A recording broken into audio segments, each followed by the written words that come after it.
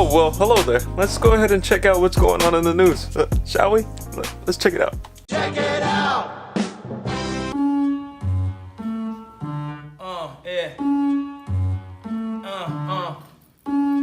Hopped off the I'm a star and made I'm a god. It's always a lituation when I'm involved. It's always a lituation when I'm involved. Okay. See, I say what they say when the mic is off. Parents are the strippers, strip kids that they confident. Boy. What is up, YouTube? This is Jolo2TV, back with more for you to see. And as the starting clip, I don't even want to get into all that. Let's just get on to what the main video is about. Today, what we got in the mail is the Yeezy 500 in the blush colorway. I am so excited about these. I got these in the mail, I think, a few days ago, and I just wasn't able to wear them because I definitely want to do a review on them first. Bam! We got a pair of Yeezy 500 in the blush colorway. Now, let me tell you guys.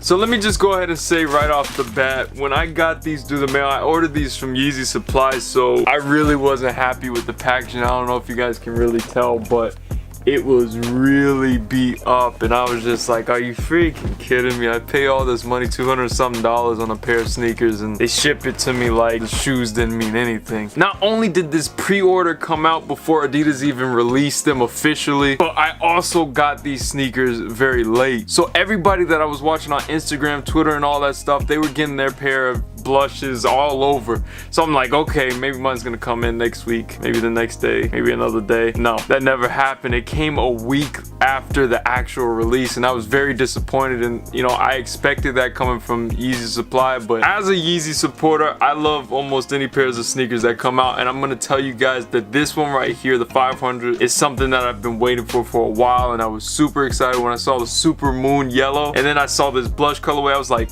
I'm gonna have to get on that. As you guys can see, there's a whole bunch of premium materials going on right here, and so this is coming off of all this 350 V2 hype, and I'm so happy that we're finally moving away from that and moving into something different. As you guys can see, there's a whole bunch of stuff going on this sneaker, and you got a whole bunch of different materials going on. One of my favorite parts of this entire sneaker has to be that nubuck suede that's right there on the toe and going on throughout the entire sneaker.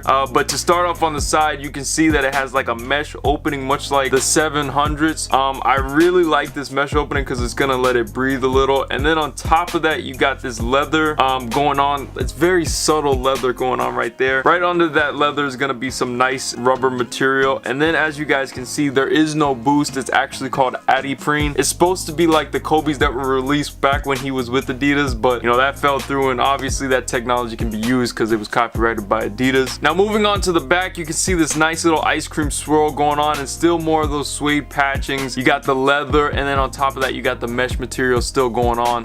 And then you move on to the inside of the sneaker, and yet again, it's basically the same thing. You got mesh, leather, rubber, and more rubber with the Adidas sole. And as you can see right here, it actually has the Adidas logos, not the Adidas Originals logo, which means that it's actually a performance sneaker and not just a lifestyle sneaker, which is huge because he's kind of like moving into the sportswear. And then on top of that, you have this really cool kind of like 8 going on right here. To me, I think it's kind of like throwing shots at the Kobe 8s that they used to have for Adidas back in the day. Now, maybe it isn't, maybe it's just me spectating. On the bottom of the sneaker, which I think is really dope, has a very wavy design. It's a lot like the Yeezy 700s, but it has its own little pattern. And then it says non-marking material, and then just this crazy kind of like pattern going on throughout the sneaker, and then finishing off with the Adidas logo on the front. And on the insole, you actually have Adidas, and then Yeezy, and then Ortholite. Ortholite is actually like a comfort, you know, almost like a stabilizing comfort. The reason why they're doing this is to actually make up for not having boost. I think it's a lot cheaper for them to make a sneaker like this, and then on top of that, charging us still the same $200, which I think is balanced out through the suede